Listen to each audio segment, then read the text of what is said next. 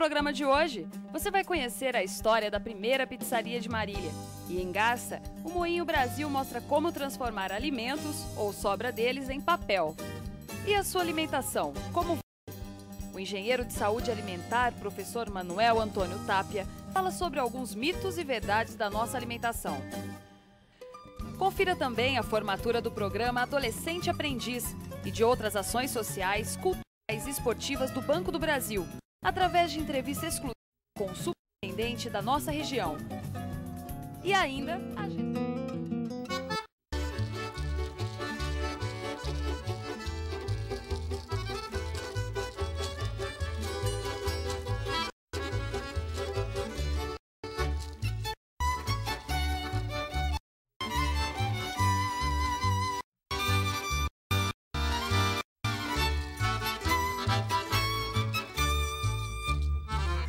A primeira pizzaria forno a lenha, massas caseiras típica italiana, foi em 1967, quando nós montamos o restaurante Pizzaria Capri, na Avenida Sampaio Vidal.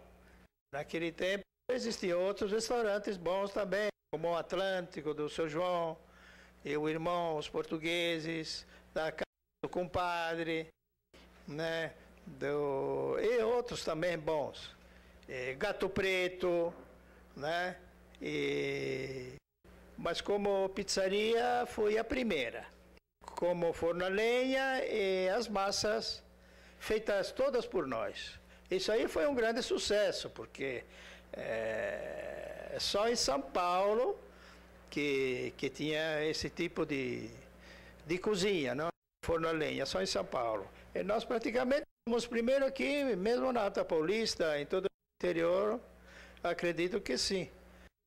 E sempre com a colaboração do meu sogro, o senhor Armando Porcinelli, que além de ser um grande construtor, depois entrou no ramo de restaurante junto comigo.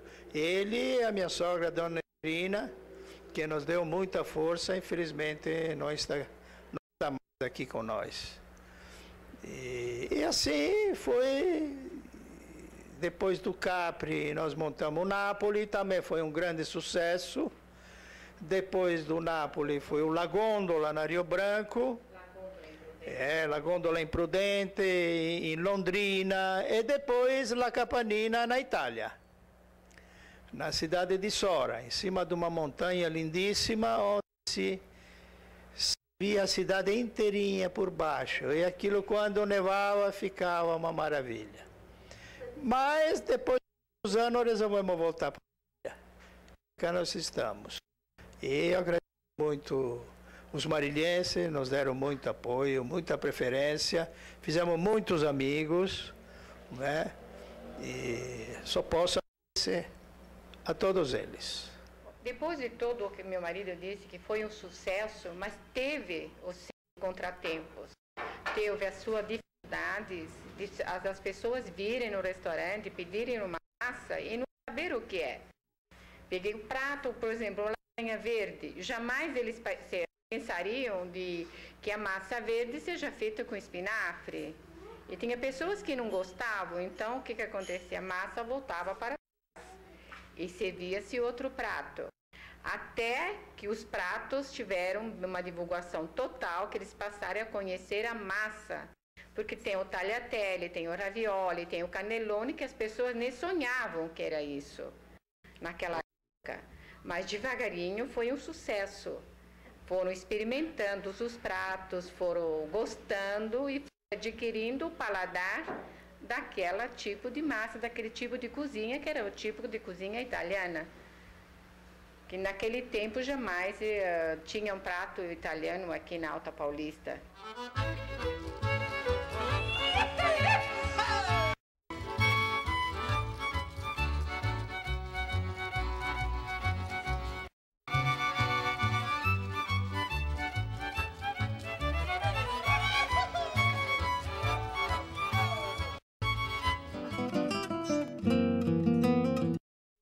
Retrato Cultural apresenta hoje a presença ilustre do professor Manuel Antônio Tapia. O professor Manuel é engenheiro biomédico pela USP e tem mestrado em saúde pública na área de concentração de educação pela saúde. Desenvolve a linha de pesquisa Estilo de Vida. Olá, professor. É uma honra tê-lo aqui em nosso programa. Eu sinto-me muito contente de estar aqui com vocês e poder compartilhar um pouco desse conhecimento tão necessário para o tempo que estamos vivendo, dado que as doenças têm se multiplicado muito. Agradeço muito. Nós é que agradecemos. Professor, em sua linha de pesquisa, Estilo de Vida e as doenças que acometem hoje o homem moderno, a que resultados vocês têm chegado? Veja, o conhecimento do estilo de vida, de um estilo de vida saudável, é muito antigo, de fato. Mas o problema é que os hábitos alimentares e de estilo de vida têm ido mudando, pressionado pelas mudanças da própria vida moderna. Então, hoje, as pessoas não procuram, na realidade, um estilo de vida saudável, mas estão sentindo um problema. Muitas doenças estão afligindo a sociedade. Nesse trabalho que realizamos na cidade de Guaimbé, ficamos trabalhando 3 anos, se detectou que 97% das casas, pelo menos uma pessoa apresentava algum problema de saúde. Tá? E a média dos problemas de saúde nas mulheres era 4,7. Uma média muito alta. Havendo até um máximo de 15 problemas de saúde e um mínimo de 1. Nos homens era um pouquinho menor, mas também alto.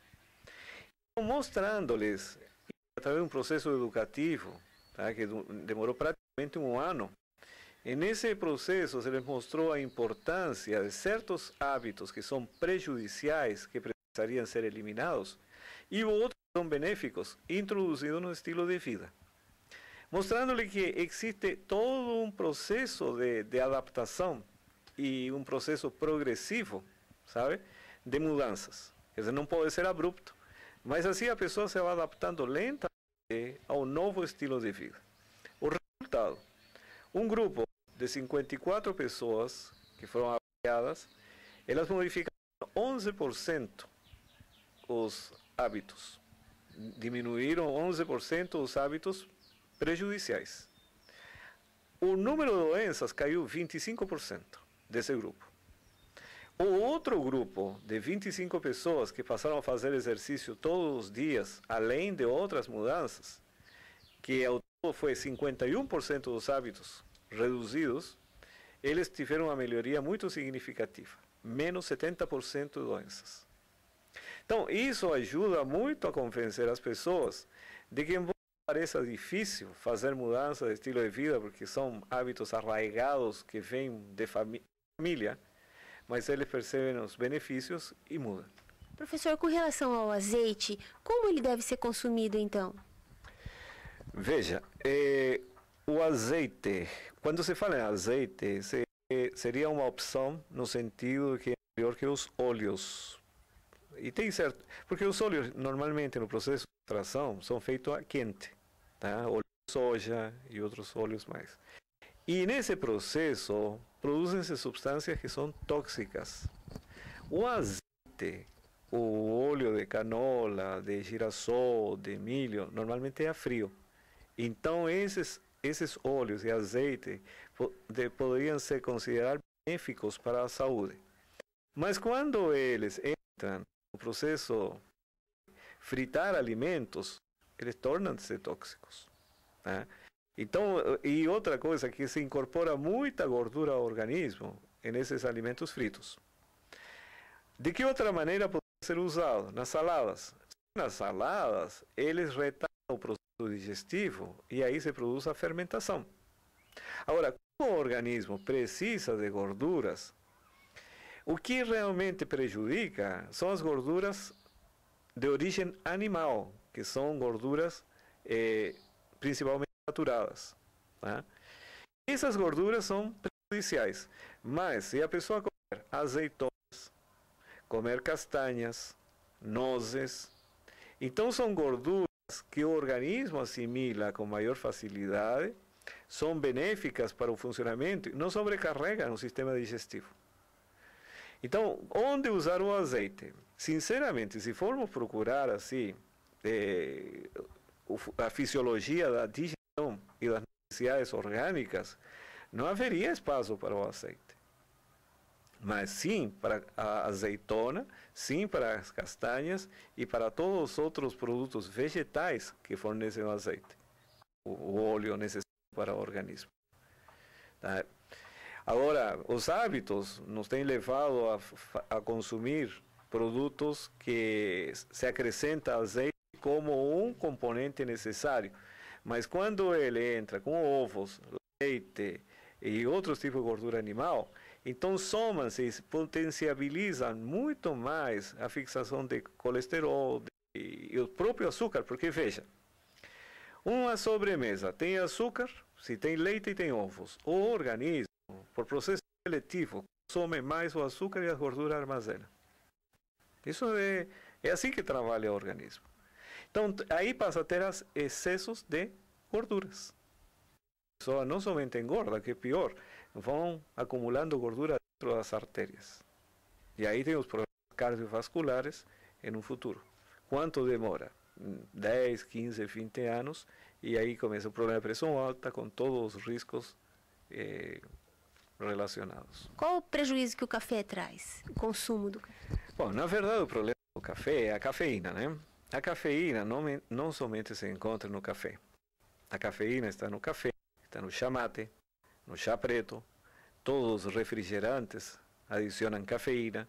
No chocolate tem pouca cafeína, mas tem muita teobromina, que é um estimulante que funciona exatamente igual. Qual o problema desses estimulantes? Eles são hoje classificados como drogas. Tá? Primeiro que eles fazem parte de uma cadeia, tá? Que uma droga chama para uma outra droga que produz um estímulo maior. Por exemplo, dentro do lar começa a se usar canela, isso, criança pequenina, canela, cravo, noz moscada, que são estimulantes brandos. Aí predispõe o organismo para um estimulante mais forte. Aí vem a cafeína, entra através do refrigerante, a teobromina entra através do chocolate, a cafeína também, e predispõe a pessoa, e aí vem o café, etc.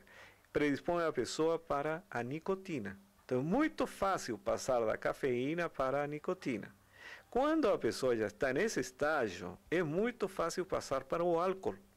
E do álcool praticamente um pulo muito pequeno passar para as drogas.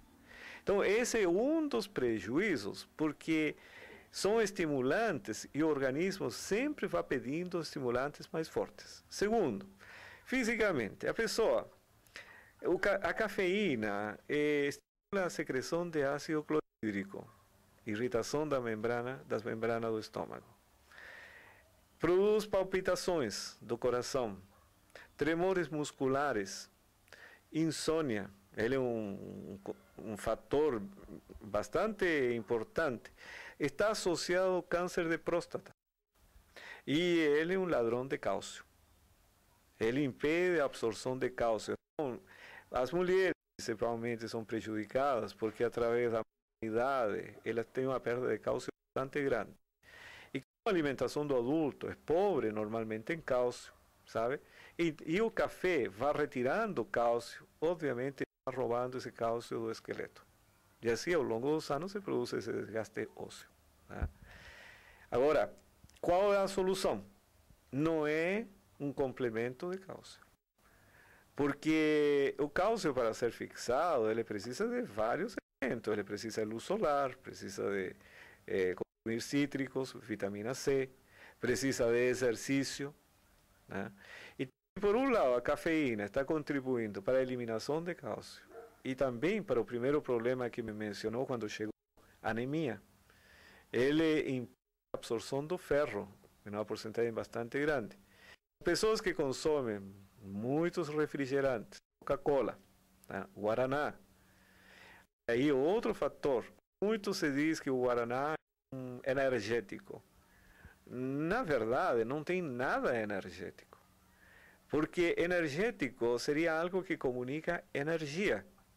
E se queremos energéticos, os energéticos são arroz integral, pão integral, milho, fubá, a aveia, são os cereais, são os carboidratos, aí está a fonte de energia. Então o guaraná, o que é? É um estimulante poderoso, porque tem muita cafeína. E geralmente os produtos chamados energéticos têm cacau, canela e guaraná. Então esse estimulante retira as poucas reservas de energia que o organismo tem e o despertam para uma atividade sem ter um respaldo energético. E a pessoa se debilita ao longo dos anos. Então esse é o problema do café. A pessoa toma café e ela sai do estado que se encontra e fica assim no estado de atividade. Mas logo que o efeito, a pessoa cai abaixo. E todos os estimulantes são depressivos. Percebe?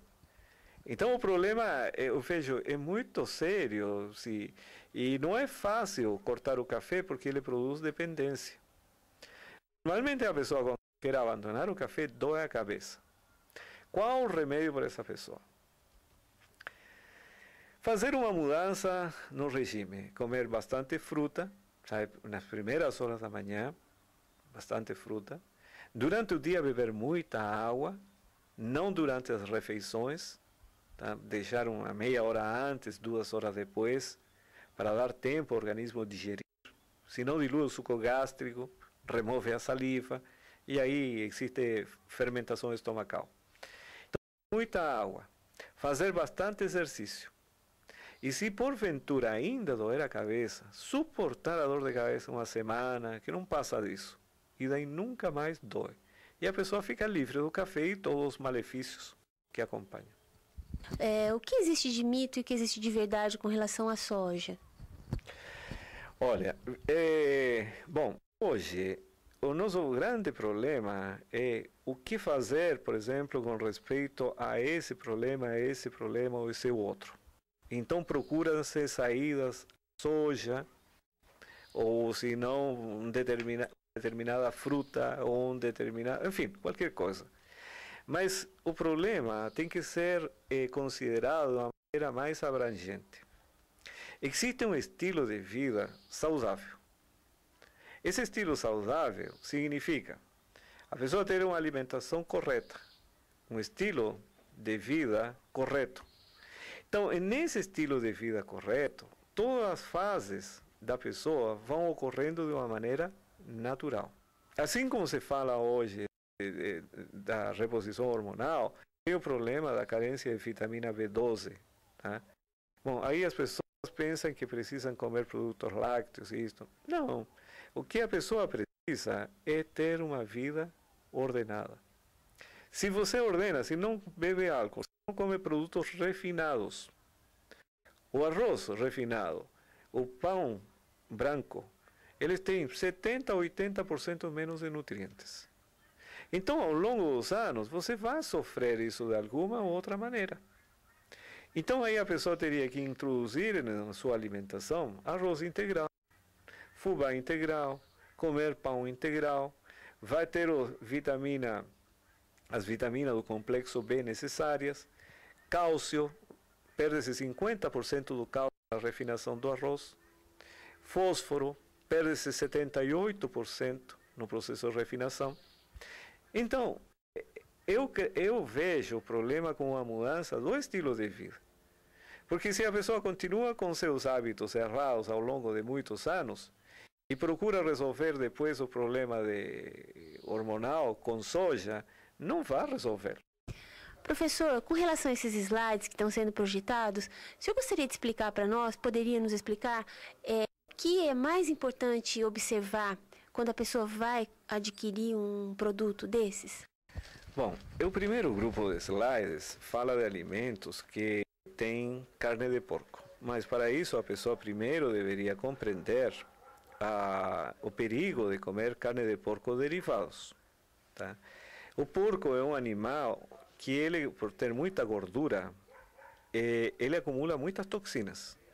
Então já ele é impróprio para a alimentação humana. Além do mais, ele é um animal que transmite doenças para o ser humano. Por exemplo, lepra, principalmente em países cálidos. Cistocerco, a cistocercose, que é conhecido como o bichinho do porco. Tá? triquina e outras tantas doenças. Então, é um alimento impróprio de todo ponto de vista para a alimentação humana. Tanto é que o cristão, sabe, que conhece as Escrituras, Deus proibiu o consumo de porco. Então, aí nós temos uma experiência dos israelitas, que eles, em 2 minutos não dá. Então, a questão do porco, na experiência do povo israelita, eles não tinham doença porque não consumiam. Mas, no mesmo tempo, países como o Egito, por exemplo, hoje tem o papiro de Ebers, que mostra as doenças que eles tinham. E eles tinham muitas doenças, porque eles não tinham essas restrições alimentares. Então, esse slide do primeiro grupo visa mostrar os produtos que parece ser que são apropriados para a alimentação, principalmente quem se quer abster de certas coisas. Tem um que diz linguiça de frango, porque ele não quer comer carne vermelha. Se olha o rótulo com cuidado, diz papada suína. Lasanha ao molho de brócolis e outros produtos vegetais. Então você fica assim, realmente, diz, esse é bom. Le bacon. Tá? Mas esse é o primeiro grupo. O segundo grupo, o slide, nos fala dos perigos de certos aditivos que podem ser considerados até necessários para a preservação dos alimentos, mas são altamente prejudiciais para o organismo humano. O glutamato monossódico, por exemplo, em muitos países ele tem sido proibido porque é cancerígeno. Aqui se usa. Tá? Segundo, nitritos e nitrato de sódio, quando entram no organismo, formam nitrosaminas, que são cancerígenas. Então você está consumindo tantos elementos que afinal você fica doente e não sabe por quê. E aí começa a se atacar a doença. Sabe?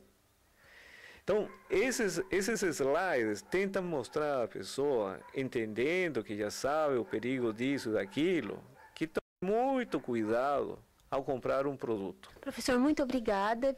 E essa contribuição certamente poderá ser uma semente para uma modificação do hábito da nossa cultura alimentar. Muito obrigada. Ao meu lado, o senhor Humberto Freire, que é superintendente regional do Brasil, aqui da região de Marília. O senhor Humberto Freire vai nos explicar sobre o programa Adolescente